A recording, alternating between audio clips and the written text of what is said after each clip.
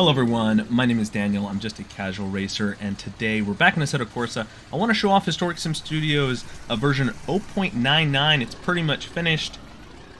1907 Itala 36/45, and that's what I'm driving here. Thought it'd be perfect to pair up against some early pre-World War I cars, the real dawn of speed era, and yeah, what a better track than to go to the Tacoma Street Course by 42. So that's where we're at. We're on the shorter layout, though, from this 1913.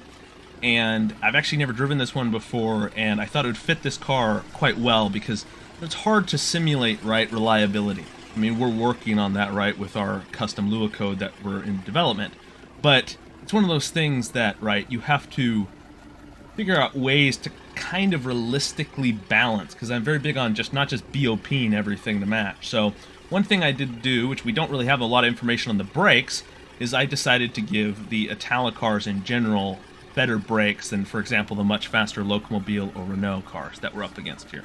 So although they can dust us in a straight line, on a tighter track, which this is not that tight of a track, but it does have some corners which require some braking, it's got a shot, right? So let's see how we can do here. We're already working our way up to the field.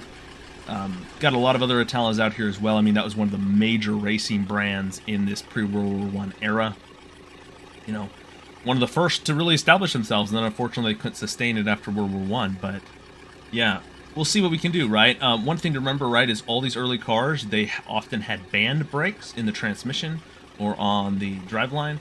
And nothing on the front, right? No brakes on the front axle or tires, and then on the rear you would have drum brakes. And so the drum brakes were activated by the hand brakes. You'll need to map that to a button or map that, you know, however, but alright, we gotta kick down the gear and go. Make this corner here. And so this is where we're veering off. So now we're on to kind of, this is the version of the layout, the shorter version that was used in 1913. Ready. We've fallen back a little bit. I do see some cars ahead of us, right, that are, we should be faster than some other Italas, you know, either the touring car from 1907 version, which is just way heavier, and then also, of course, the car slowed down. Also, the 1906, which although it's a way lighter, just did not have the same horsepower that the engine could produce in 1907.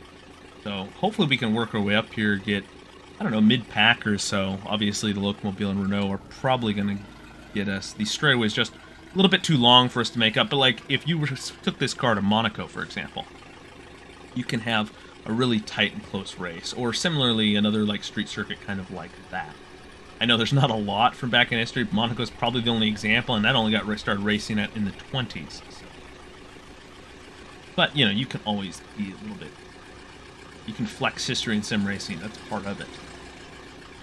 Match up cars that maybe never raced against each other in real life, never crossed the pond. Alrighty, here. Good passes. Gotta be smart on the brakes here.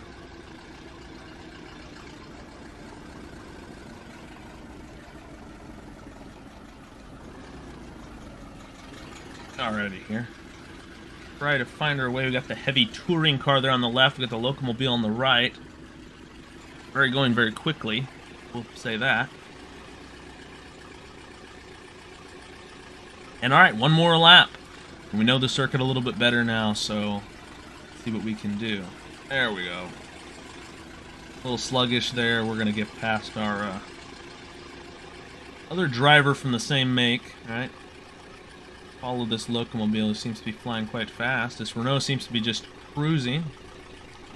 Oof. Come on, boys, give me room.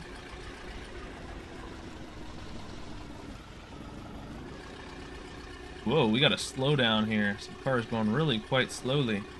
Be an issue with that Locomobile. Looked like he was holding him up there for a second. Come on, move out of my way. Ugh, nudged him, we drifted wide. It's just there's not a lot of grip on dirt, and these cars, their tires, right? Thin, actual tree rubber, white tires. You know, there's just not a lot of grip in that. And so,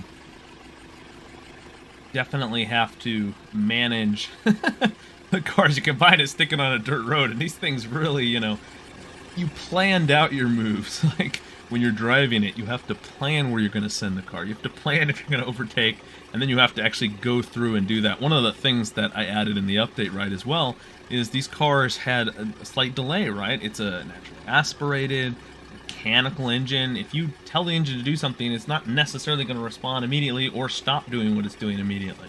So that's something, a 0.1 second delay, mechanical delay to the engine, just something I added. So, just in the same kind of mindset I just mentioned, right? It's this idea of... Come on. This idea of, right, these cars were a bit of guiding it, making decisions and planning, and also, too, they were very dangerous. You know, it's almost like a matchbox with a giant metal engine in it and some very dangerous volatile fuel, and, you know, things broke, and that could be the end of you. So, really was a different time in some respects.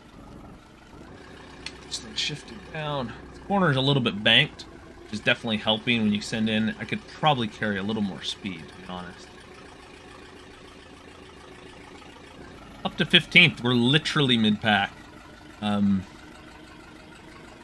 Starting in back in only 2 laps here, so you only get like 8 turns. Not necessarily a horrible way to work our way up through the field.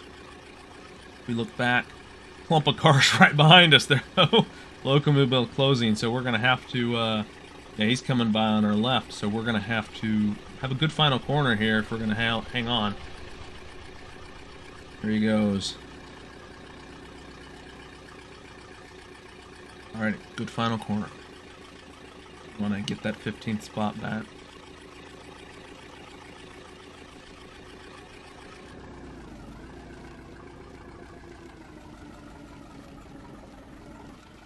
Down into 3rd. Corner here. Drifting, drifting, drifting. Power down. Come on. Nope, nope, nope. Well, maybe. Huh? Oh, yes.